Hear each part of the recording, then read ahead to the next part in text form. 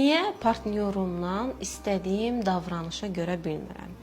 Seanslarda qarşılaşdığım xanımların ən böyük problemlərindən biri, bir problem yaşayandan sonra, hər hansı və yaxud şiddətə məruz qalandan sonra onu əldə edə bilirəm. Bu bizim uşaqlığımıza dayanan bir şeydir. Amma şuuraltımız uşaqlıqda həyatdan əldə etmək istədiyi bir şeyi necə əldə edib? Asanlıqla mı əldə edib, yoxsa uşaqlıqda da mı ikinci plana salınıb?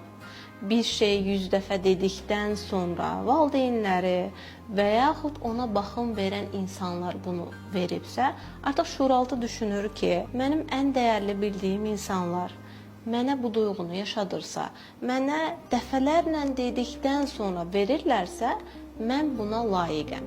Və şuuraltıda bu gözlənti olduğu üçün gələcək həyatımızda nə qədər bunu ilk etapda istəsək də, şuuraltının gözləntisi o olduğu üçün biz bunu dəfələrlədən sonra əldə edə bilirik.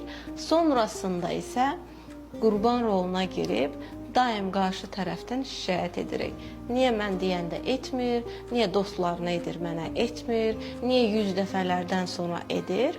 Belə olan halda biz daha dərinlərdə səbəbi axtarıb, o duyğuları neytrallaşdırmalıyıq ki, bugün o problem həll olsun.